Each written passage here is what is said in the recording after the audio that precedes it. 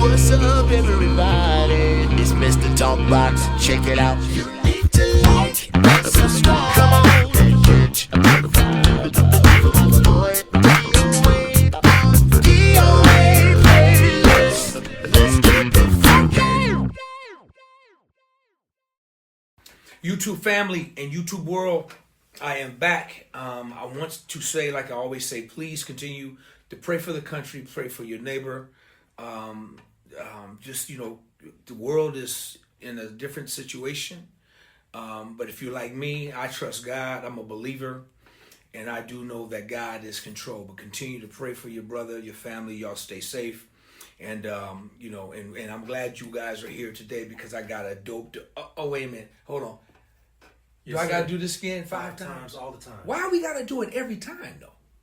Don't they get it?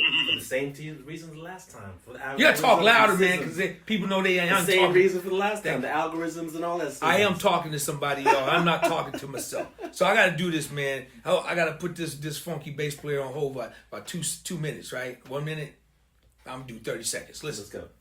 Listen, y'all, please go like and subscribe to the page. Please go and like and subscribe to the page.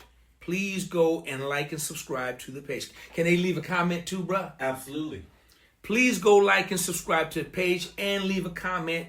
One more time, please go and like and subscribe to the page. I say it every time. My producer, Mayo, makes me do that. He says it strengthens the mayonnaise and the algorithms and the Philippisms and I gotta call my boy Bootsy, get some more isms. Yo, Chris, we gotta get in touch with Boozy, get some more isms, man, because I'm running out of all these algorithms. I need one. But right about now, man, I'm just so happy that you guys are here hanging out with me today. I got another funky, amazing musician, young bass player, and then I got to find out everything else he plays because I know he's multi-talented. But this brother, I feel like I've known him for quite a while. An amazing brother, and I'm so glad he's hanging out with me today. And I've been watching him grow incredibly, and he has an amazing story. Not only we're going to talk about his music, some of his music career, but we're also going to talk about some of his health stuff because this brother is a walking, living testimony in a miracle, and he has a great story that and he's looking amazing, and I'm glad that he's here with me. This is my little brother. I want y'all to show your love for this funky dude, and he's out there killing game right now, and I just love watching him. I just love watching what he's doing, watching him grow. Y'all show your love for my man, none other than the one and the only Mr. Chris Snowden, a.k.a. Thumps. Chris Snowden Thumps on IG, Snowden Thumps. Y'all show your love. What's up, brother? What's up, man? First things first, man. I'm honored. Like I'm honored to be here on the DOA's playlist. I've been following it for quite a while, man. Since you started it, I've been following you. You know, the legendary bassist, producer, who you are, man. It's an honor when legends like yourself, get to speak life and wisdom into players like me on the up and coming, because our goal is to be where you at, the status of what you have. And again, I'm just honored. I'm actually kind of starstruck that I'm talking to you anyway right now, man. Dude, amazing bass player. Every time I look at your video, matter of fact, my wife told me this morning, she was like, play something that gets you in the mood. I said, you really want to know what gets me in the mood for real? She said, yeah. I said, I'm going to tell you, I told her this video right here. James My Wings. James My Wings gets me in the mood every time. Gets me in the mood every time. I just need to be inspired. I just go to that. Wow. And I'd be like his stinking self. Just like he just stanking on the stage, man. Man, Chris, man, first of all, I'm going to say, man, bless you, man. Bless you, bless you, bless you. And thank you, man. And, not only are you young brothers, man, going to be able to accomplish what I've been blessed to accomplish, but you're going to excel and oversee, man.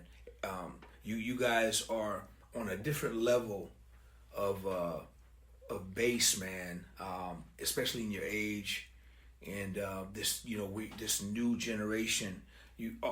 So many of you, man, are just so talented. My prayer is that the music industry will be able to offer you guys and what they offered and what they offered me and so many people in my generation. The stability, the financial, wealth, and the opportunities, to just you guys getting rightfully treated what you deserve and for your gift and the gift that God has given you. So that's my prayer, man, to see that happen and allow you guys to go do mega tours and black tours, not just white tours or rock tours, but black tours. I mean, in our time, a lot of black artists, bro, we were doing major tours. We had, that's when we had the Budweiser Superfest and the Cool Jazz, and and we had opportunity to a lot of R&B or African American black artists who was able to go on the road for 6, 12, 18 months and really do well as well. So I just pray that comes back, and man, I just thank you, bro. I just thank you, man, and I'm so glad to have you here, man. How you doing, brother? Man, I am doing amazing, man. I'm doing amazing. I could barely sleep last night because DOA playlist. Like, I'm just a kid in a candy store, man. Oh man, I'm doing well. So you was talking about health. You want to start that now, or we can. You know what? Let's do that. Let's start that now, Chris, man. When I met you, you were a couple of pounds heavier. Now, let's start right there. Let's start. First of all, I gotta ask you this. Where are you from, brother? Where are you from? I am from a small town, born and raised Pensacola, Florida. Pensacola, Florida.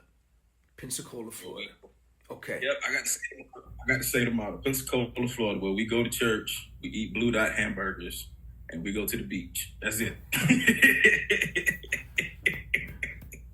That's it. I love it, man. Now let's pivot. Let's talk about your health. I'm gonna let you have it, man, and just tell a little bit and share a little bit about your story, bro. Man, so I've been a big dude my whole entire life. I've been a big dude, big brother. I've always kept myself well groomed, all that stuff. It wasn't until, honestly, the next person who I also idolize is a bass hero of mine, your little brother, Eric Big Funk Smith. I met Eric, I was 20, and we'll talk about that later. But Eric, the first thing Eric told me, he said, "Hey, you want to succeed in this music business?" He said, "You got to get your weight down." And so that stuck with me. And I was like, yeah, I do it. I put it off. Well, got married, to the love of my life, Kimberly McLaren. Now Mrs. Snowden. Then, started having, then I had my son. And, I started watching, the little 600-pound stories, and all this stuff. And then, I was like, you know what? I need to be around for my kids. I need to be around, most importantly, for my family. I said, I need to be around. And I was like, I don't want to die, like 40, 50, as some of the greats, and so I said, okay, I need to go ahead and do this. And at first, I chickened out. Got cold feet, and it wasn't until I saw two peers of mine, by the way, Simeon Moore, amazing drummer from Central Florida, and another North Florida boy, Mr. Raymond Darius Jackson. I saw them have the gastric sleeve weight loss surgery, and I saw the results of what it did for them, and that was my inspiration.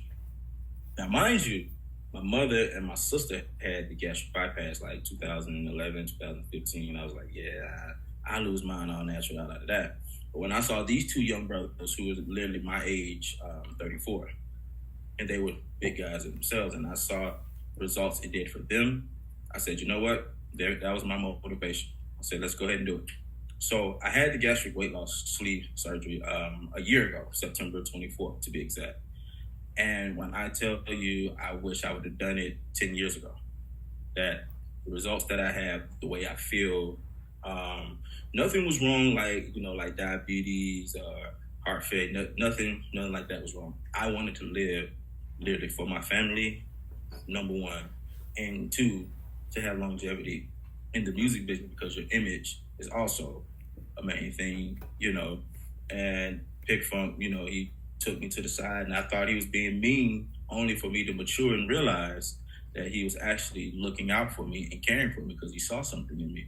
Because you don't want to be what he says assets and liabilities, and you can't, you got to have two seats, to make yourself comfortable on the plane to sit well, and all of that stuff. And then, you have to walk up and down stairs, on the tour bus, you got to walk the arenas, all of this stuff. And you're tired, you got to catch your breath, all of that as a big dude.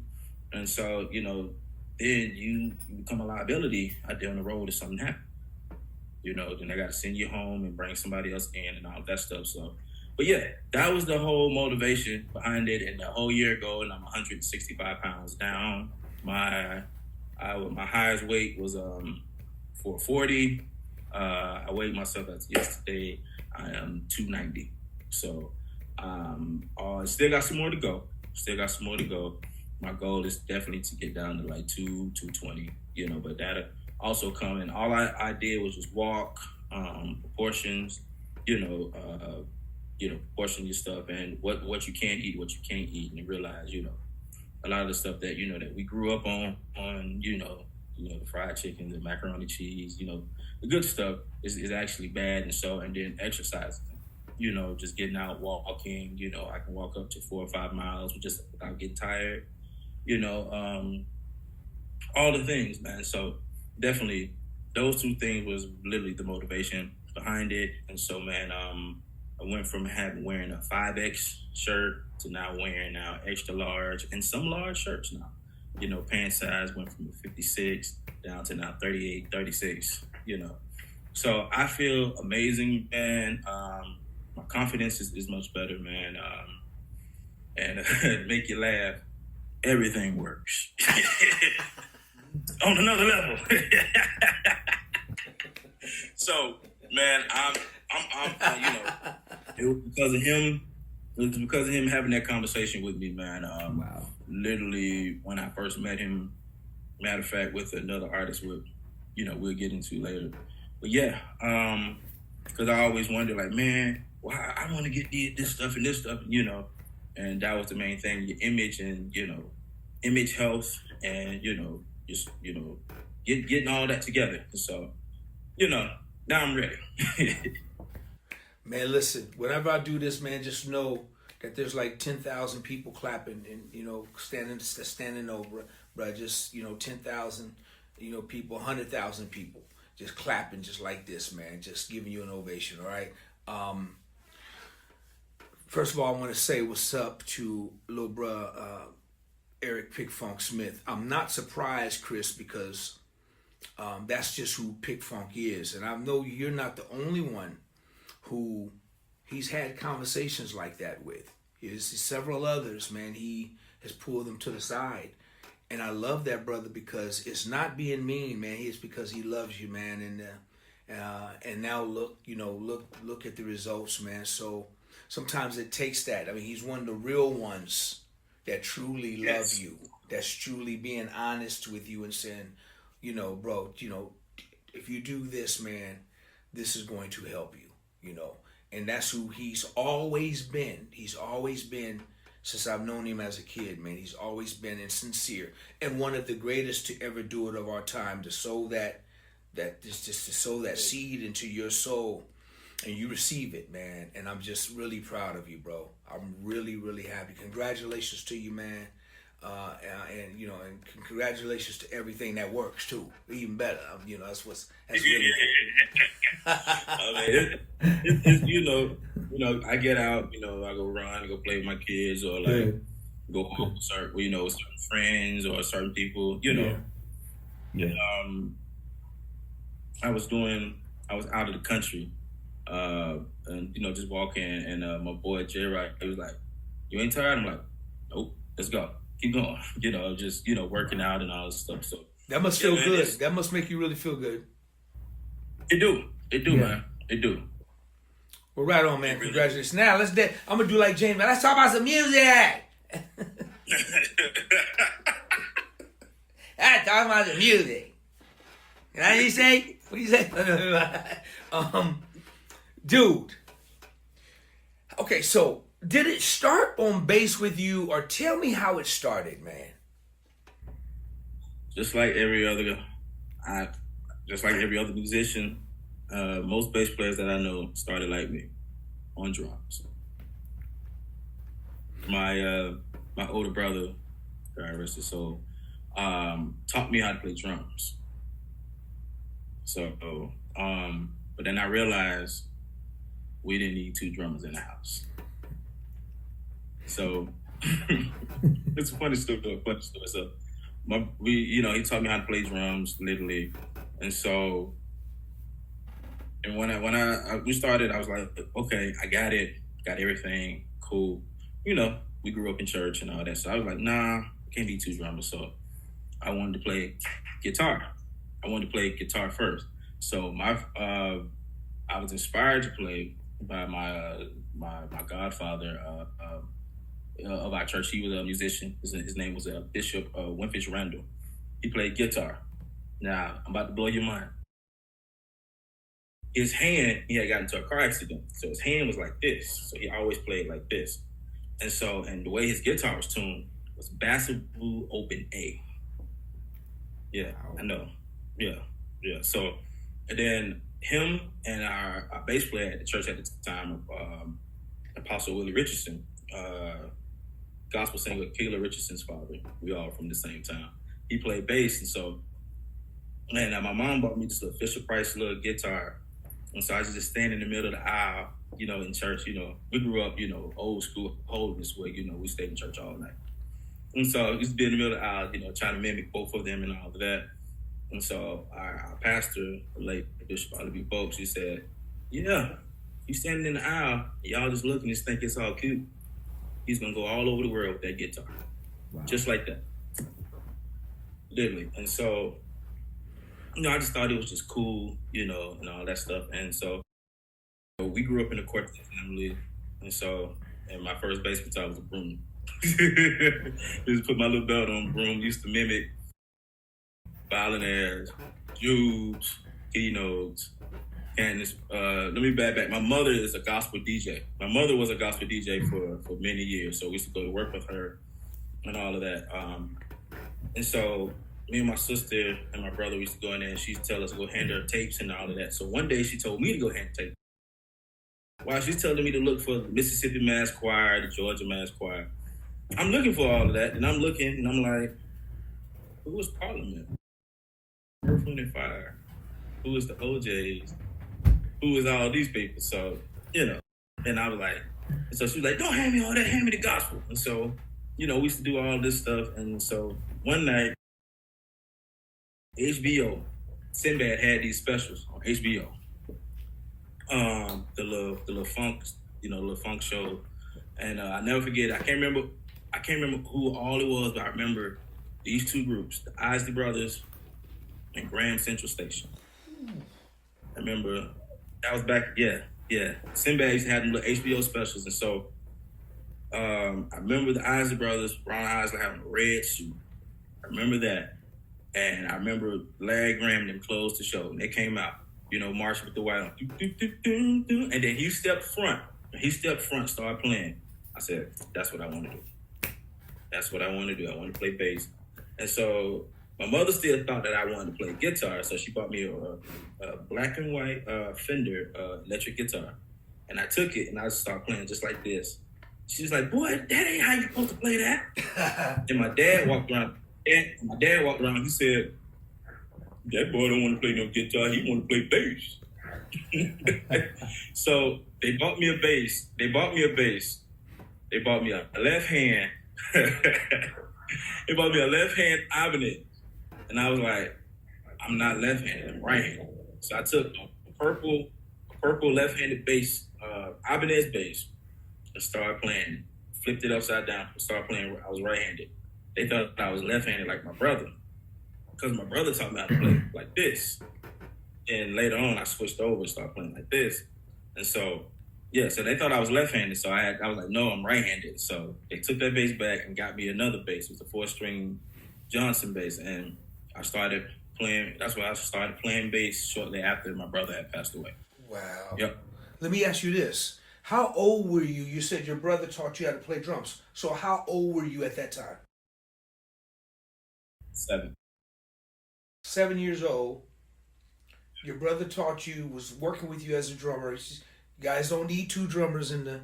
Are you a PK by any chance? You can kind of say that. My mother's an elder. She's, ordained minister in the church, but she's never had her own church. So, but all my uncles on my mother's side preachers. So it went from drums, then to guitar. Now, when it finally went to bass, how old were you? When it went to bass, I was like 11, right after he passed, and I'd say, you know what, I'm gonna play bass. And the main drive behind music was because of my brother. How old was your brother when he passed, sir? He was 17. Oh, wow. He was 17. He was somewhat special needs. He had seizures, the ones that make you throw, you fall, all of that. And he's that's been the main drive. It's right been my right so right on, man. Well, we'll continue to rest well to your brother, man. And what a story, man. I mean, what a story. You get to carry it on. You got his DNA inside of you in both ways. Just naturally, and then just the whole music thing, man. Seemed like it runs in your family, man. Now, I'm sure your brother is really proud of you. Now, were you guys living in Pensacola the whole time? Were you there? Whole time. Pensacola is, it's like 2.5, 3 hours from New Orleans, 4 hours from Atlanta, 4 hours from Jackson, Mississippi, 4 hours from Jacksonville. So it's kind of like a melting pot, but a lot of the acts back in the late 90s, early 2000s, like the gospel acts and all of that stuff, used to come here, a lot. Back in the day, they used to say, like the Aretha's, James Brown, B.B. King, all of them used to travel through the, the little Chitlin circuit, whatever. So, yeah. But believe it or not, I'm the only one in my family that plays. So, yeah. And then shortly after he passed, I said I wanted to play bass. And we had a festival here that's no longer here. So it was called Grace Fest. And my sister took me and my cousins to it. And believe it or not, the headliner of that festival was Fred Hammond. This was when Fred was Fred. Not saying he's not Fred no more. Right, right. Understood. Gospel. Yeah. And his bass player, Maurice Fitzgerald, was on bass. Oh, wow. And that PV was stinking in that auditorium. And, then, we had CDs, you used to go take the CD home and read the credits of who did, all of that. And so, man, that was, every CD I got was just looking at who's the bass player and all of that stuff. Man. Wow. Yep. Maurice. So, what's crazy, man? I don't know what year you were born. What year were you born, bro? You probably wasn't even born then. What year? 91. Yeah, you wasn't born. You wasn't born what I'm getting ready to tell you. So when we did the 1814 tour with Janet, Rhythm Nation, the Rhythm Nation tour, we did our final pre-production rehearsal in Pensacola, Florida. Wow. We were there for about a week doing full stage, full-blown rehearsals for the Rhythm Nation tour, because our first date was in Miami. And it was really cool, man, because we did a whole rehearsed the whole show there for a week. And on the final couple of days, we wanted to run the show. We wanted to run it with the audience. So we invited like some of the local schools. We invited for free just to come see the show, and it ran smoothly. And I can't remember, man. Like more like we invited more. I want to say elementary school, junior high schools, and high schools. I don't know. Ask around about that. Just ask around if anybody that was around that time. Say it again. This is the first time. It's the first time I'm ever hearing this. Like This was in 80. This was in 80. It could have been in 89 because we were about ready to kick it off. And then once we did the pre-production rehearsals for like a week, and I can't remember where we were, man. I cannot remember. I remember somewhat the hotel we stayed at.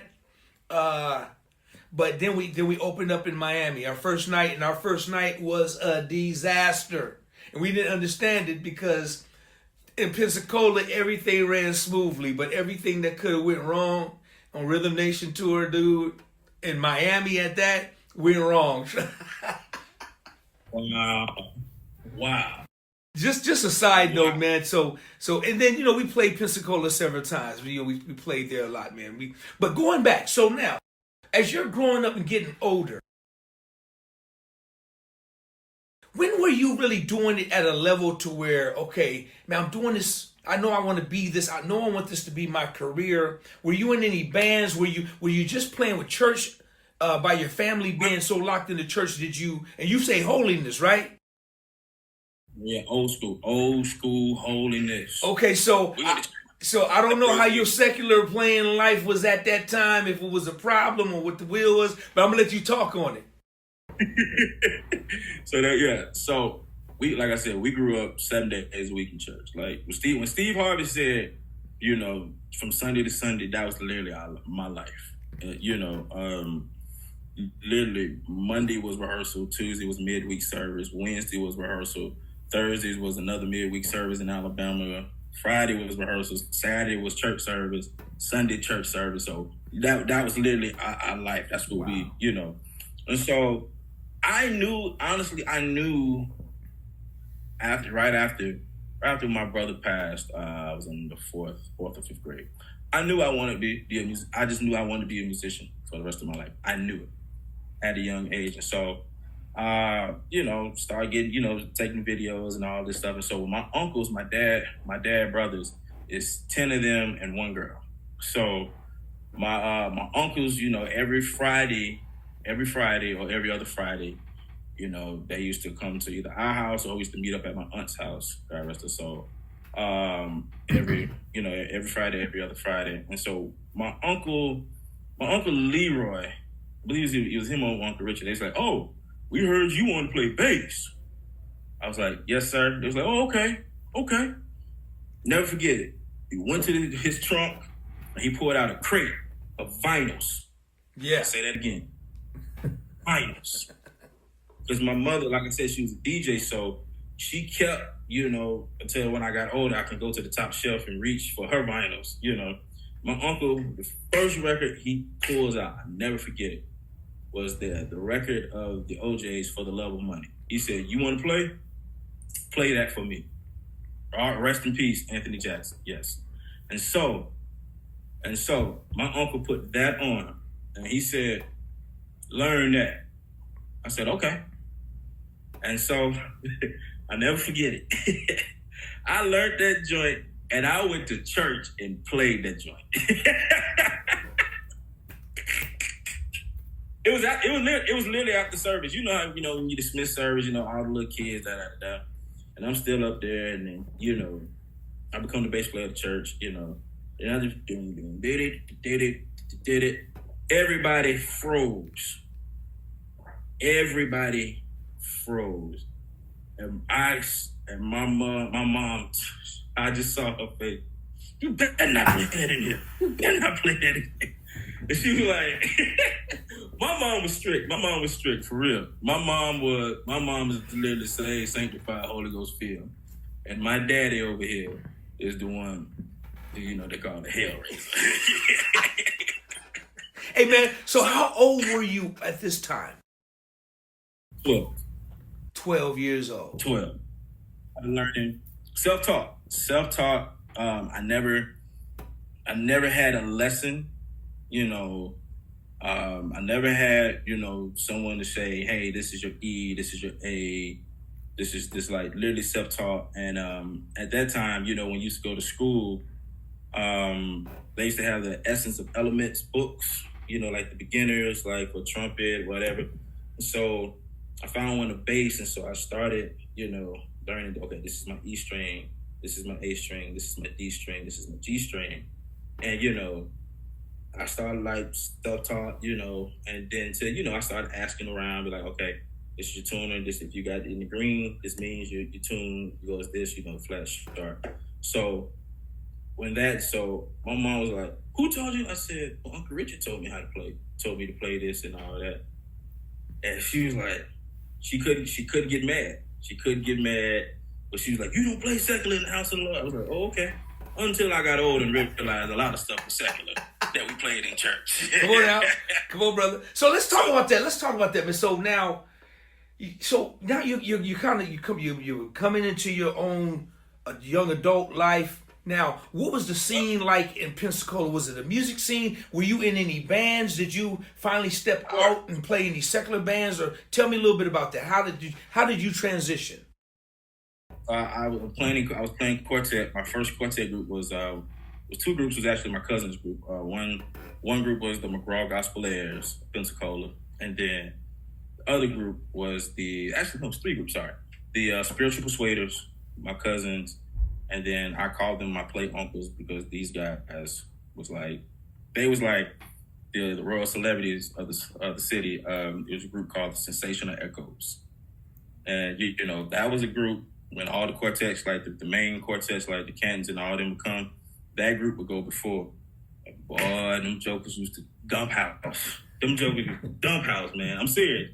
And so I started playing, and then so I started getting with my best friend, my best friend, Adrian Millen. So they was more contemporary, you know, they church ECL and all that. So I started playing that, and then he was like, hey man, this guy named Rick Duffy, you know, looking for a bass player, you know, for some R&B stuff. And they was like, you want to play R&B? And I never forget it. I met him, and so he gave me the CD. That's when I learned who Kim was. I didn't know the artists at the time, you know, the Kims, the Shakas, you know. I never forget it. The first bass line was R&B was Love Calls, you know. And then you know, it went from there to learning the, you know, the Shakas and all. I didn't know what R&B was, you know. I knew it, but I didn't know it, you know what I'm saying, you know. And so then my sister used to come home from college, used to give me the Erykah Badu Mama's Guns, the Tweet Southern Hummingbird. So I used to just play that. And so then when I started that meeting with Mr. Duffy, I used to play for their little local R&B bands, you know, in the clubs. And then a friend of mine named Melvin Grace, he's like, hey man, I'm playing with this band in town called Groove Control. And so they used to play at the place called Post 193 here in Pensacola. And I was like 16, 17 at the time, you know. And so they used to sneak me in the clubs and be like, hey, hit this little dude play, hit this little fat dude play. And so, man, I was playing, and they was like, you coming with us every Sunday. You be here 6 to 10. You know, and 6 to 10 at night. And they was like, is he old enough? They be like, yeah, he young enough. I used to have like a little, you know, little small, little facial hair, like growing, you know, pencil line to like it's connecting. And so like literally from age of 16 till about 19, I was playing in the clubs, like still illegal. Like, you know, when my mom found out, she was like, what happened? Because my sister used to take me. And you know, because, you know, I was driving, but, you know, you had your permit, you know, I had my permit, but and license and all that stuff. So I used to play at the clubs like from like 16, 19, like for real. Wow. Most of the clubs that was in Pensacola, I was playing at like 16, and people still didn't realize they thought I was older because, you know, I hung around older people, you know, to carry myself mature. And so, yeah, man, like I was 16 playing in nightclubs. Wow. You know, literally, and my sister used to drop me off, and my best friend, my brother Adrian, and my other friend, best friend Melvin Grace. Melvin was the drummer. So, and Melvin would look out for me on, you know, in the clubs and all that. He was like, hey, you better not drink. He was like, hey, you don't serve him nothing. with water and juice. Right. So the guitar player, Mr. Rob Ross, he used to call me Junior. He'd be like, "Hey, Junior, come here." He was like, "Hey, don't you do this. Don't you smoke. Don't you drink. Don't you do this." He said, "None of this is good for you, Junior." And then he'd go outside and light a cigarette. And literally, that band, Groove Control, Mr. Henry Williams, he used to give me a lot of the funk records like Slaves, the Pleasure, the Star Point, the Lakeside, Parliament, all of those records. He used to give me those records and like, "Hey, we playing this song next Sunday." And so I was like, so I used to just literally put my earphones on, I had to play one earphone off one, to hit yourself and all of that stuff. So yeah, that's how I started doing R&B with that band and a guy named Mr. Ricky Duffy with that side of like the neo soul R&B coming into that and stuff like that. So yeah, it was that band I was playing with, Groove Control, that's like cut my teeth with like a lot of R&B. Yeah. So I could appreciate that, and I totally get it, man. They were basically, raising you by giving you all those records, and I get it, man. I see why, you really can play some real funk, man. You're a diverse cat. You're a diverse bass player, and when I watch you play, you play many different styles, and you play funk, you play the grease, you play everything. I mean, you definitely play church. You're diverse, and it takes. I'm thankful for them OGs that's just giving you them records, man. That to get it in your DNA, man, to really absolutely, so you can really know what it is, and telling you, encouraging you to say, "Hey, this is who you need to be listening to." That was important. And they wasn't on the road. That was the thing that blew my mind later on in life. Like they never went. None of those cats was never on the road. Like literally, that was the thing that blew my mind. So they didn't know what it was like to tour. They didn't know what it was like, catching flight. Literally, they just stayed there. That was the thing that blew my mind. 'Cause I was like, you got all of this. Like how did you know this record? How to give me this? How did what made you give that, instill that in me? That's the thing that still blows my mind today. Because they was like, yeah, no, we didn't want to go on the road. We just want to be at home. And I was just like, yeah, why? The world needs to hear you. That was my thing. So that was part of the learning. As we call it, the hump. Learning this. What was then up until then that's when I got my first gospel gig was with Mr. Paul Beasley and the Gospel Keynotes. That came about literally. My cousin's group, the Spiritual Persuaders, they threw a program, and they just bought Just Paul. It was Just Paul himself, and it's a guy from Oakland. He was there. I cannot remember his name, but he played drums, and he had braids. I want to say his name was JR too. There's a lot of people named JR. He was from Oakland. He was definitely from Oakland. He played drums, and they had my cousins. It was like, "Hey, you want to play bass with Paul?" I said, "Paul who?" They was like, "Paul Beasley." So we just knew Paul at. It's like, "Walk around heaven. You been good to me, Paul?" It was like, "Yeah." It was like, "Okay, cool."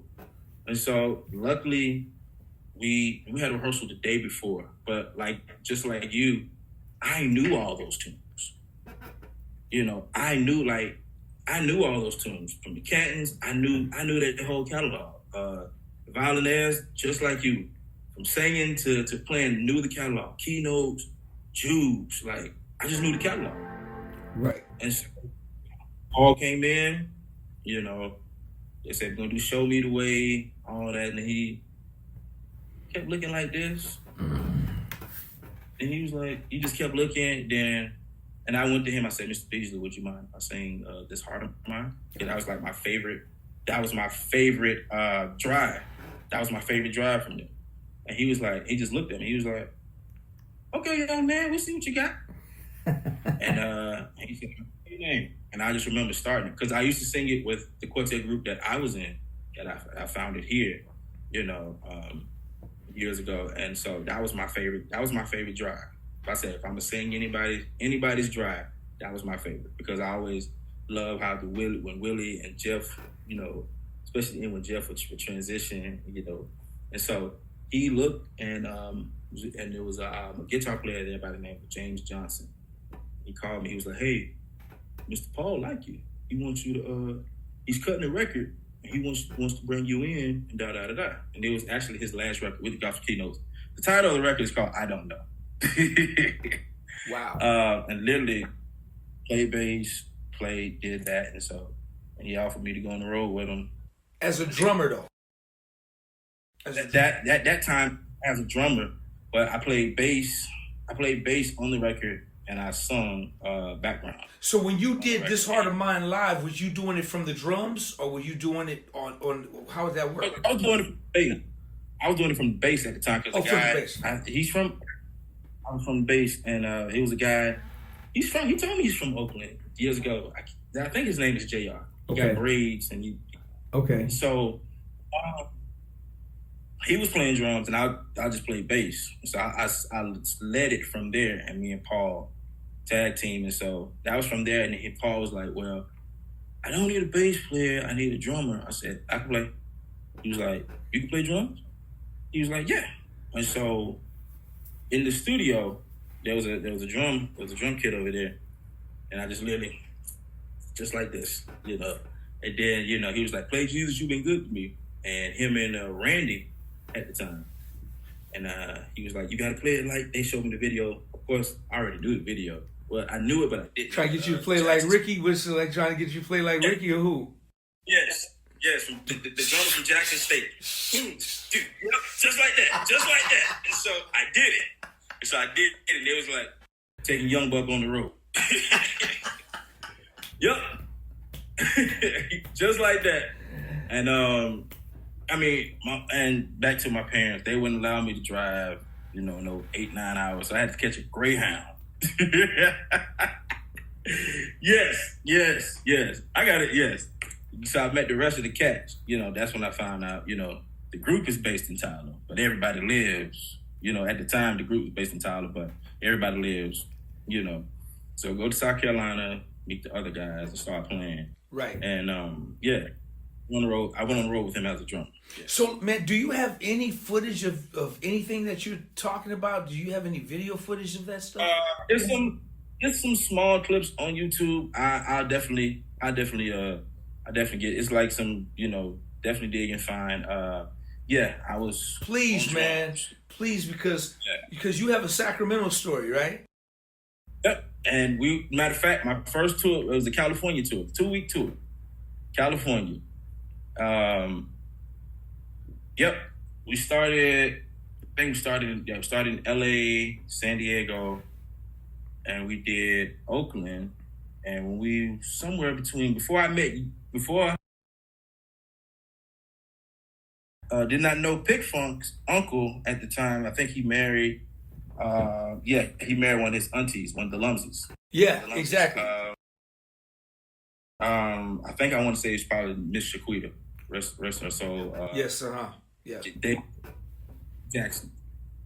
He was playing guitar at the time, and so he used to call me Heavy. He was like, "Yeah, Heavy. Okay, you're a bass player." He was like, okay, I see. He said, "Yeah, I got my nephew coming." I was like, "Okay, who's your nephew?" He was like, "You heard of Jubu?" I was like, "Jubu? Yes. The Soul Seekers. Like, when I was in high school, that was my favorite record." I was like, "Yeah, Jubu, yeah." He was like, his brother Pick Funk. I was like, "The one who plays bass for Rihanna?" At the time, I was like, "Yeah, I know him, yeah." Wow. He was like, "He's coming too." I was like, "Whatever." And, we were just in the room, we was watching football, and I heard a knock at the door. He said, "Hey, go open the door." Open the door, and there's Pick Funk. I was starstruck. He was like, "Hey, what's up? This DJ room, Dave?" I was like, Yeah. I was like, "Come on in." He was like, and Dave was like, "Don't be, he's a normal cat. Talk to him." And the man, I was like, "Wow, this is Pick Funk." Like, this is my first time, like, meeting somebody, that's on that side of, because because you know all the you know the quartet cats, you know the Merlins, the Tito's, you know I knew them, you know took pictures with them, you know they was, you know of course you know when I was young he was like you young man, stay with it, da this, and so I met Pick, and man, Pick was like you play bass, you know, and so the bass player at the time he took his bass out, and you know I just started just going, just you know Pick was like he said play me Land Graham Thank You. I said, oh, I knew that. I was playing it fast. Pick said, you're a bass player. No. He said, give me the bass. And Pick started. And he said, what am I doing? I said, dude, he said, you got to think like a drummer. You see that right there? That's the hump. That's the time. He said, he gave me, I got the bass back. He said, now you playing bass. He said, what type of bass you got? I said, I got a 6-string. At the time, he was like, you play quartet and you play in a 6-string bass? Pitt gave me a whooping out of this world. I was like 19. Pitt gave me a whooping. And still to this day, I appreciate him for it. He was like, you playing quartet on a 6-string bass? I said, yeah, I got a 4-string, I got a 5-string, I got a 6-string. You know, he was like, are you playing all 6 strings in the drive? I said, nah. He was like, good. Get rid of that bass when you go home. Like, okay. And literally, Pitt in the room, Pitt gave me the best whooping of my life. Literally showing me, he literally, you know, we took that song and he was like, it's all about making the song feel good. He said, all about making the song feel good. Give it space. If the song doesn't feel good to you, you're doing something wrong.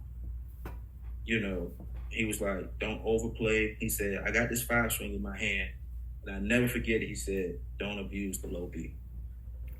He said, don't abuse the low B string. Next night, we go to Sacramento, California. Right. Paul Beasley tells me, he said, you know who that guy is right there, right? I was like, no. He's like, I said, no, so he's like, that's Derek DOA Allen. I was like, where? He was like, right over there. I was like, again, starstruck. He's like, go say hey to him. We're up next. I remember I chickened out and go back, put my shirt on, and we started the show. Wait, Yes, whoa, because so this is crazy, man. You're blowing me away. I remember you. So you were playing drums. I remember going to that. It was at a church. I remember that like it was yesterday, bro. It was at Mount Calvary. I remember that. Mm-hmm. I think Beasley had on it was either the black suit. It was either the black suit or was it the green? I think it was the green. Yeah. Green coat. Yep. It was the green. Okay, so we wore white and black. I never forget that because Dave was old school. Dave would wear his suit. The bass player at the time, I think his name was Marlo. He wore his shirt, and another guy from Pensacola went with me at the last minute. Okay. On this tour. God rest his soul. His name is Gershon Hamel. He was another close friend of mine. He was also my barber, and he was multi-talented. He played keys, bass, drums, whatever. So they needed a keyboard player to go out, and he went with me. Like 2 dudes out there, 2 young cats who didn't know nothing about the business, just green as a blade of fresh grass. You know, went out there. So yes, when I came to Sacramento, I knew you. I was literally starstruck to come shake your hand. Wow, because, man. Yes. Pick had just told me. Pick was just telling me about you. He was like, yeah, DOA, Janet. Like he pulled. This was when YouTube just first came out. So now I can get all the knowledge, you know, from all the, you know, a lot of the bass players and like definitely. He's like, yeah, DOA. And the video he pulled up was, yeah, Rhythm Nation. Y'all had on the little black tuck with the black tux, you know, the little black vest. Black vest, white shirt. Yep. Yes. Yep. Yes. He was like, I was just in the room like, yep. he was like, Steve. You know what's good though? You know what I appreciate so much about this story, man? And that's crazy, Chris. You blowing me away with this, man. I appreciate the fact that, you know, when you met E and he set you down and he just like you said, man, he gave you some stuff, and it felt like he was whipping on you, and it was nothing but out of love. Once again, out of love, and it's crazy, and that the fact that you received it, man, is the thing. The thing that you didn't, like you said, it felt like he was being mean, but the thing about it is like, now you look back and you say, man, that dude, thank you, man. Thank you. He was really pouring into you. He saw something into you and he poured into you, man, and stuff that you can just pass along. And I'm sure you're doing it now, to the younger generations as you meet players. You can give them that same blueprint, man, because you got it inside you. And dude, man, I was going to Paul Beasley, man.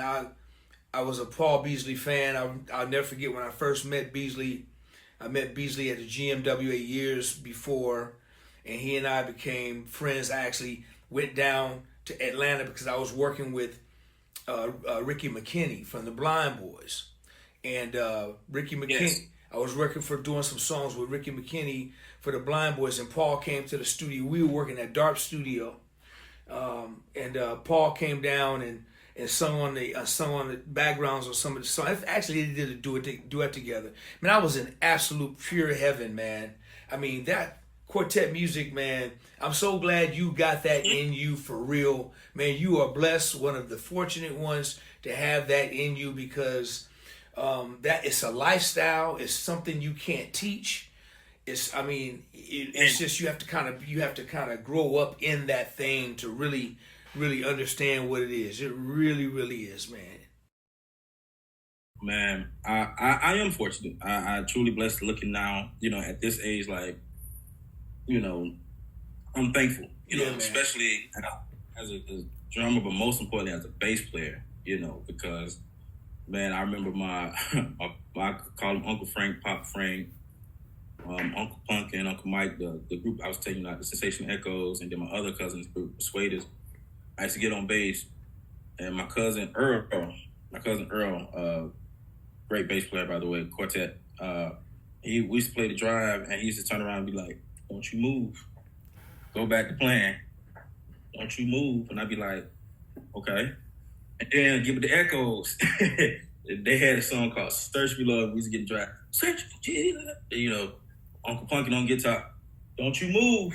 Uncle Mike would turn back. Don't you move. Pop Frank would be going, and he'll come whisper in my ear, God D, don't you move. and I didn't. I would just stay right there, like, don't you move. And they'd be like, good job, young man, good job. And I'd be like, every time you get in the drive, and whoever's on drums, if I was on drums or somebody else is on bass, or if I was on bass, somebody else on drums, they'd be like, they'll just turn around and drive. Soon we going to the home stretch. Don't you move, okay? So now, looking on it now, like, once you get in the group, once you get in there, my friend Eric McKenzie say this thing, sit in that thing and let it soak. Don't do nothing. Don't you move. And so, growing up quartet, you in the drive, you don't move. You do not move. And so, man, hey, you can't teach Phil, and you like you said, you can't teach, quartet. You got to be brought up in it. It's a thing, man. It's a thing, And now you're doing, man, some amazing R&B gigs, and the gigs that you've been doing. You still apply that same concept to the artists you're working with now. You learn how to, hold that groove, respect the music, play the records, play the parts. Tell me your thought process when it comes to that. Honestly, man, it was a guy by the name of Mr. Lewis McKay. When I got old enough and started working on like cruise ships and stuff, he's from Memphis. And he's actually the guy that taught me how to listen to parts. He was a trumpet player, guitar player, but he didn't play no more. Like, he was just at the time the cruise ship director. And so he taught me how to listen to parts, like listen to, whole notes, listen to, cutting notes, staccato, all of this. So he was like, respect the part. He said, don't overplay it. respect the part, especially that Memphis music when you doing stuff like that. He was like, respect the part. Like, get to the one. If it's a, first song was Parliament. You gotta realize that the thing on down the ground. So everybody thinking, and it's not. It's boom, boom, boom. So respecting the part where like everybody getting to the one. And so Mr. Lewis McKay was definitely that guy who showed me that. And so ever since then, he was like, if you can play the part, he said, if you listen to your part, but listen to everything around you, everything lines up. He said, if you can listen to me with that, and if you apply this to your playing, he said, by the time you get off this ship, he said, you can work anywhere. And that was in 2016. The best advice of my life. And so it was always respect the music and respect the artist. Respect their body of work. Respect it. Like, don't come saying, oh, this is my gig. No. Embody that player's work. Whoever played the session or whoever played the session, respect the music. Respect it. And if they give you freedom, hey, get creative, okay, cool. Most part, respect the music. Oh man, I love that, bro.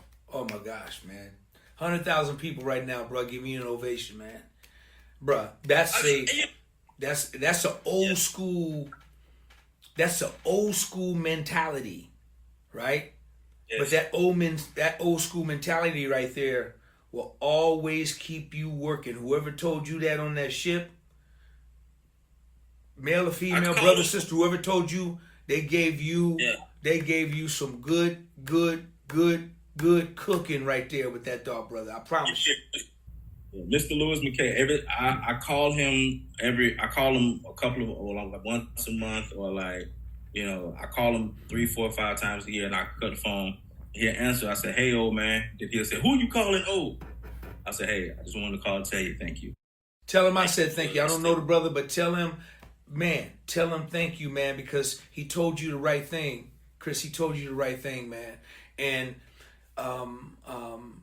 if you know how to treat a record, and you said, man, don't disrespect the music. You cannot disrespect the music. If they want you to be creative, let them request that.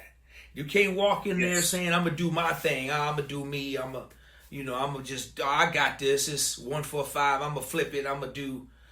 No. These records mean something, and if you just, that thought right there, man, is very, very important. I see why you are working and what you're doing and how blessed you start, man, what you're doing right now. In fact, let's get on and talk about, first of all, where are you living now? Are you still in Pensacola right now? I'm 45 minutes from Pensacola. I got married during COVID to my wife Kimberly, and she's she's military for the government. Pray for them right now. Yes, sir. Yes, sir. So I married. I moved over here to a little spot called Destin, which is about 45 to an hour away from Pensacola. We getting ready, man, to move, to Atlanta, and then hiring freeze, all of this stuff. Like literally, we was house hunting, found a house, all of that, and so when everything went on a freeze with the jobs, we just but we're praying, and that things will turn around and things will open up like that. So yeah, but I want to back up because I got to give these 3 gentlemen their props. For absolutely them. It's their. You was telling me that old school mentality, all of this stuff. It was a lot of cussings that came behind that too, but it was all in love. Keyboard player, Mr. Alex King, he taught me, know your role. Literally that. Now he was another big brother. Literally cussing me out, chewing me out, all in love. Mr. Ishmael Cotton, who's another keyboard player, taught me about tone. Used to, work with him. He used to be like, hey man, go get you another bass. I had a Fender, Mexican. He was like, yeah, go pick something else up, because he was used to good bass players, where he's from, and so like literally he taught me tone and again knowing my role, and then to now where I'm at now, Mr. Westberg. That's my brother, mentor, friend. That guy taught me a lot. He taught me, all right, you need to go ahead and read. He said you need to go ahead and read, which I already was reading a little bit, and I haven't done it in a while. But he was like, hey, there's gonna come a time, the way you sound now, you're going to get about 6-7 shows, a night, either a night or a weekend. You're going to have a lot of work, and you're not going to be able to remember a lot of stuff. And so I was like, people read? He was like, yeah. He was like, yeah. He was like, they don't care how you get to point A to point B, as long as you get there. If it's time to go to the bridge, as long as we meet up at the same time at the bridge at the same time, and he's like, hey, you might gonna do some award shows, you may gonna do this show. He's like, your charts, like, even if they don't have a chart, make a chart. Make mental notes, knowing retention. So he was teaching me retention. Learn how to retain music and all of this stuff, whether either by memory or by chart. He's like, okay, you can have the best of both worlds. And so that was another, wise brother. And Mr. Sean Michael Ray, who actually stepped aside and gave me my first, you could say my first R&B contemporary jazz kid. He called me. He was like, hey, I think it's time. He said, I'm gonna step aside from this gig and I want to give you a shot. And who was that with? That was with flutist Althea Renee on the contemporary jazz side. Got you. Yes. Cool. He stepped aside. He said, hey, he said, I got something else to do. I want you to come handle this. And the drummer at the time was Mr. PJ Spraggins, another phenomenal musician, who is Sean Michael Ray's right-hand man. And so he came in all cool. He played. He was like, this is the first time. It won't be the last time. Yeah. And, those guys, those musicians right there instill some things in me, that still, today that, it goes well. Awesome, man. Awesome, bro. Awesome. So let's talk about what you're doing right now, man. So what do you got coming up? What's coming down the pipeline for you, brother? We get towards the end of the year. How you closing out the year? Oh man, finishing strong. Currently, I'm on the road with Mr. Norman Brown. Let me back up. Grammy Award-winning Mr. Norman Brown, Uncle Norman Brown, Uncle Sam Bowens, as we call him. Currently on the road with him, man. That's it's a dream come true. Finishing up this year, going on the road as well with rapper Lil Boosie and the Black Tie Orchestra. Got a month run with them, and then I'm so excited for my second year taping BET HBCU honors as a bass player. Shout out to my other big brother, Quartet Head, who gave me my real first major R&B show, Mr. Sean Stringbean Williams. Great brother. So finishing the year with that, and then anniversary with me and my wife for 5 years.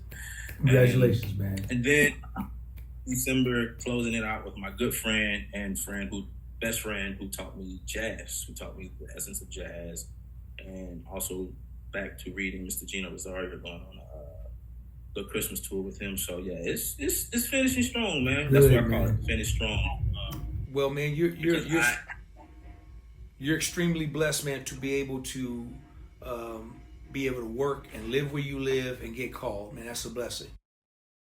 Yeah, it is, man. I at one point, I thought I took it for granted, but to realize, if you live in a small town, small city, where of course, budgets definitely come into play when it comes to work artists and all of that. Sure. Not that you're not good or nothing like that, but it's, budget, when it comes down to all of that stuff. And so to still get called, to still still get called and they can pay those expensive flights and, you know, Yes. to bring myself out. I truly count it a blessing. Now they only got to pay for one seat. They only got to pay for one seat now, right, bro? One seat, man. One seat. Man, I'm so proud of you, man. So proud of you, man. Happy for you, brother. Once again, man, you look amazing, man. Keep it up. Thank you. And I'm looking forward to getting those on the back of the Oh, they coming. Oh, man, that's much more is coming, man. They coming. Just keep doing what you're doing, man. Now, are you writing and producing at all? I am, man. I'm getting back to it. I am getting back to it. Good. Picking up the pen. You know, the Bible says, write the vision, make it plain. And one of the things I said, you know, when I got out of, you know, my surgery, you know, that I had some self-doubt, man. I had some self-doubt. I thought I could do this, you know, all of that. And just a period of time where it was just dark. And, man, I just remember writing. And the first thing I wrote said, you know what, babe, go back to writing and doing all of this and stuff. And so, man, it's coming down the pipeline, 2026. Please do, man. Do that. Do it all, man, because you got it in you to do. And if there's anything I could ever do to help you, just a phone call away, man. Just pick up the phone and just holler at me, man. All right? Anything I could do to help you out, you got it. Teach me, James, my wings. You got it, man. I got you. I'll show you. I'll show you anything you want to know, man. I'll show you. You can have it. Do whatever you want to do with it, man. I got you. One day we'll do a FaceTime, and I just run I don't know how many bass lines, because they're all bass parts. They're all bass lines and segments, and I'll just run it to you, man. You know, it's easy. It's easy work. It's funny. I was showing my son the video you have. You were talking about cooking. You said we're gonna add the ingredients, the grease, and the chili sauce. And my son was like, "Dad, what is that?" I said, "This is what I'm teaching you. You're gonna do this." You know, and you know, just breaking down the parts. It's like, "Hey, don't overplay." And I was just, and you know, it's something still in me. Like I still trying to remain a student. I still trying to remain a student in the game. You know, players like yourself. You know, once I get y'all approval. Nothing else matters. Nothing else matters to, you know, to see that. But I'm just learning from the wisdom of you guys. Like, hey, don't overplay this. Hey, play it like that. And you know, dude, once you start going, it's like you know what? How I can. I tell anybody this. You know, what I'm going to. The greatest thing I'm going to be able to give you is the way I think. Okay. Once you start to understand how I think. You know, a bass line is easy to create, right? You can take a bass line and make it whatever you want it, whether it's James My Wings, Frontline, or whatever, or Soul Trilogy, whatever. Nice. Yes. But at the end of the day, I think the question that a lot of people just want to ask your favorites is like, okay, I could probably never use that bass line in anything I do. But I just want to know what you're thinking. Tell me what you're thinking about. So if you can adapt my thinking, or if I can adapt your thinking, right? Man, what are you thinking about? So now when I'm trying to create something, I'm saying, Chris, he would think about it like this. And then what's going to happen is I'm going to be able to capture it, you know, with your DNA and your influence. But it's going to belong to me because I'm not playing what you played. I'm playing something my way, but I'm approaching it how I think you would approach it from what you showed me. You dig what I'm saying? So when we sit down, that's going to open you up, and it's going to be a whole. Then before you know it, the approach factor, you're going to be able to sit down and attack anything about the grease because I got to think about it this way. I'm overplaying. Oh, I got to remember everything is in my fingers. It's not so much in the instrument, or it's not so much into. It sounds like I'm you know, the run sounds like I'm playing 4 different notes, but I'm only stroking it one time with the right, and this is playing the rest. So it feels a different way. Yes. I got you, Yes. man. All right. So listen, before we go, I got to ask you this one question.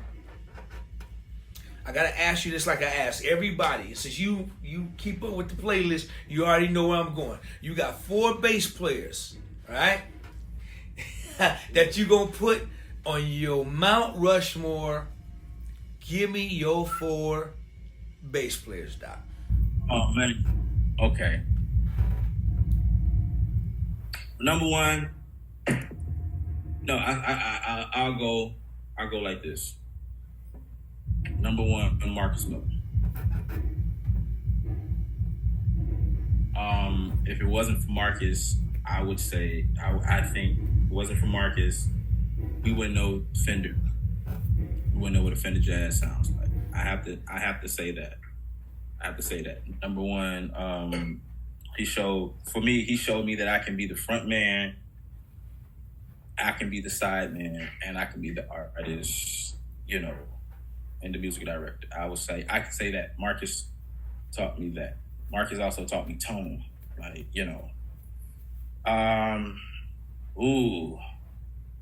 Number two, I got to go with Anthony Jackson. Not just because he's passed away, but the influence of honestly playing R&B and fusion together. I definitely have to say that because he was the first bass line I learned was Money, Money, Money. Dang. Okay. I gotta go with Pick. Pick gave me. I gotta go with Pick Funk. He gave me the beating of my life. He gave me the beating of my life in that hotel room in Oakland. Yes. Wow. I have to do that. That's awesome. Number four. Oh, this number four is kind of hard. But you know what? It's not hard. It's not hard because when I didn't meet him, but I saw him at a dark time in my life, and I met him again. I have to go with Mr. Maurice Fitzgerald. I have to. Oh man, I have to because and also the reason I say also Pick and Maurice, they were my other two inspirations behind key basses. And so and Pick also with learning playback, learning sessions, all of that, and then I gotta say his name, Mr. John Jackson and Alvin Garrett, my other two close musician friends. Them some monster bass players down in Alabama. Up the road, they'll get you right too. But those are literally my Mount Rushmores from tone to playing to executing and being versatile. That those musicians that you can go in any setting, and of course, I can keep going on. Mr. Nathan East, right, who I had the pleasure of meeting at the Hollywood Bowl.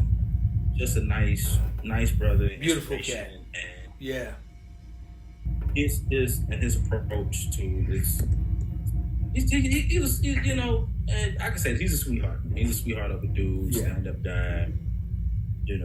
And Mr. Ron Jenkins. Anita Baker's bass player for the last 27 years, aka Mr. Buttercup. Dude, put a whooping. He'll put a whooping on you. Well, Buttercup, he got to put a whooping on you, man. Hey, listen, it's crazy. It's an unfair question because there's just so many great ones, and everybody you name, man, just amazing. From Marcus to, of course, Marcus is the biggest bass influencer probably in the world. Just a good friend of mine, just a great brother. Marcus is the one who turned me on to Roger Sadowski. Marcus and Wayman Tisdale turned me on to Sadowski. He's just an amazing dude, and just one of the greatest ever because of his production, because of his scoring, because of his film scoring, and just everything, just beyond bass guitar, And then of course, Pick, man, Pick is. That's my little heart right there. So I ain't got to speak it. And and Fitzgerald is a monster. He's influenced so much in bass world, especially in gospel music. Now he over in R&B world, been killing game over there, and he plays great bass as well. You know what I'm saying? Plays some great bass, man. Great bass. I could keep going on. I could keep going on to like influences of like stuff I took and instilled it in myself. Sure. I could just keep, Mr. Sam Sims. Oh man, that's another one. And Monster. literally, monster bass player, monster key bass player. Another one of my influences, my big brother, Mr. Nate Kearney. Another one that those guys showed me, that play bass, play key bass, play fretless bass, Yeah. read, and Mr. Ronnie Garrett, Mr. Joel Powell. It's a lot of them that I just listen to, like always stay student of the games, man. It's not only as a player but offside, off the stage, you don't want to be the butthole, everybody has a moment where they're not feeling great, but you still want to remain Sure. professional. Well, man, before we go, man, I get to pick my pick, and I'm gonna put you up there with right there right next to Pick, since he kind of like since he big brother, kind of like had to set you down, get you right. I'm gonna put you right there with him. You know what I'm saying, right there, because you deserve it. I told him what my dream. I told him, I said, hey, one day I'm gonna sub in for you. I said, one day, whatever. I said, I don't care what gig it is. I said, one day I'm gonna sub. There you go. And Pick needs a lot of subs because he does everything big. So stay close to your phone, bruh. So listen, man. I really appreciate you hanging out with me, man, today. And man, I continue to wish you well, man. Keep getting great, brother. Continue your health run. I'll be praying for you on that. Praying for you on your run that you're getting ready to do. And like I said, man, anytime you need to just pick up the phone or anything I could do, man, I'm always here for you, brother. I'm an open book. Anything you need, you got your brother right here. And if I can help you, I'm there. I mean that. Yes, sir, man. I appreciate you more than you know, man. Absolutely, More man. than you know. Before we go, tell everybody how they can find you, bro. You can find me on all social media platforms, Facebook, Snowden, IG, Snowden Thumps. Matter of fact, just go to all your social media platforms and just put in Snowden Thumps, and then you'll see this face. Snowden Thumps. Snowden Thumps. Okay, where do the thumps come from? Westberg gave me that. Westberg, who was riding from a show, and he literally, everything that now that I know is because of someone talking. Mr. Westberg, he was like, hey, you need to get you a hashtag, you need to do this, you need to do that. And as a little brother, you like, all you just want is the big brother's approval, and that is the big brother's approval. Hey, you need to do this, you need to do that. Right. And so we was riding. What about Snowden Thumps? He was like, I like it, keep it. So that's how it came about. Okay, that's good, because I was just getting ready to ask you where that name came about. Then I like it. It's strong. It's one of a kind. All right. Listen, man. Before we get out of here, man, I gotta say this one more time. I gotta let everybody know once again to please go pray for your neighbors. Keep this world in your prayers.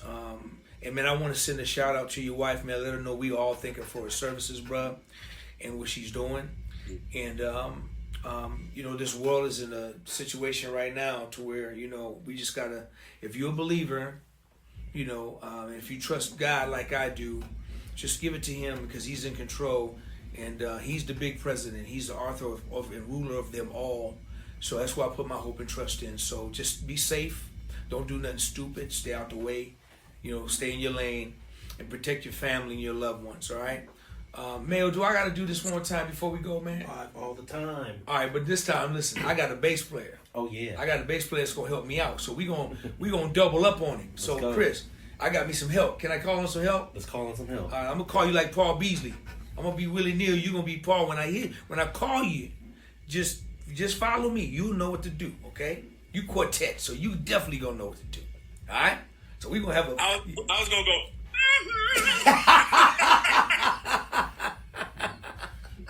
Well, if you want to sing it when I call you, it's on you. But you know what to do when I call you. I'm gonna call on you now, and you better not get loud. You better not get. All right, watch this, Mayo. Look, watch this. Let's show you how to do in the quartet world. You see what I'm saying? Watch this. Watch this. All right. Y'all, please go and like and subscribe to the page. Please go and like and subscribe to the page. Please go and like and subscribe to the page. Please go and like and subscribe to the page. Watch this. Chris, hit it. Please go like and subscribe, comment to the page, DOA's playlist. Hey, I told you, man. Listen, cancel all your gigs. Me and you going on the road, bro. We gonna do our own. Yes, sir. We. Yes, sir. I'm ready. Hey, man. Yes, sir. Let's do it. Let's do it, man. Listen, man. If you ever come in anytime close on this side, please let me know, man. So I know, I pray to God we meet soon, and I know we will. God keep you safe. And you, man, I'm proud of you. Keep doing your thing, man. And keep sowing those seeds that Pick sowed, and all your mentors and your OG. Give it to them other kids, man. Pass it on down, and put it to them, put it on them, man, out of love, because them dudes came to you out of love. So you come to them out of love, man. So they can receive everything you got, and they'll be following your lead, man. And I know you're doing it now, but I just want to say thank you, brother, once again, man. I love, respect, and appreciate you, man, and I love what you do, for real. Thank you, bro. Like, thank you to your contribution in the world of music.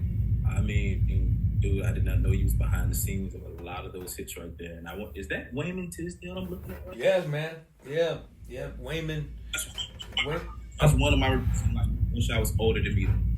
Yeah. I worked with Wayman on majority of his records, man. In fact, I was part of Wayman's whole signing thing because he was living in Sacramento at the time. And when he got his deal, when he first got his deal, I was a part of that whole thing from the I think the album was the Fifth Quarter album, his very first album, and then it just trickled from there. Wayman was my brother all the way to his last album and to the funk record. I don't know if you know about the funk record, but the funk record was the record that Wayman was our last body of work that he died while he was going through chemo. And it was his alter ego.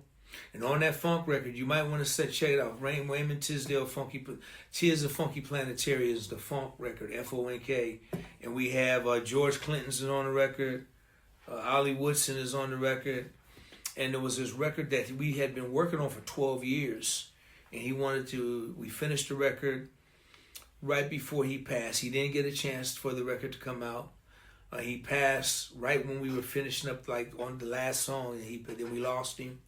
I talked to his wife Regina to see her thoughts if she wanted to finish it. She said yes. We finished it. We had everybody. His request was George Duke, Ollie Woodson, and Wayman and George Clinton. We already had George Duke. We had Ollie Woodson, but we didn't have George Clinton. So Wayman passed before I was able to get George Clinton on the project, and so that was my brother, man. That was like my brother. I miss him. He was a phenomenal player. And, we had great times together, man. Yeah, great times. Oh, man. Another one, George Duke, man. Yeah. It's another one. Yeah. But you know what? Like, I understand. Yeah. Man, listen, man, I love you, brother. Listen, like I said, when you get close out this way, let me know if it's in the Bay. Or even if you're in LA, I'll try to come out if you like, just so I can come out and meet you, man. I'll try to, if I'm not busy, I'll roll out there and try to check you out. So just let me know. Keep me posted ahead of time, all right? Sure will. All right, right on. Listen, everybody, what I want everybody to do is show your love for this funky bass player on bass synth, on drums, on guitar, and killing the bass guitar. He doing. You need to take some naps, man. You got too much time on your hand, bro. You need to go to bed sometime, bro. Cause when I be watching you, man, I'm like, okay, Chris is getting out of control. He need to go to bed. He need to get some sleep. You know what? That comment you left up under one of my videos, like, dig in the ribs. All right, go to bed, young.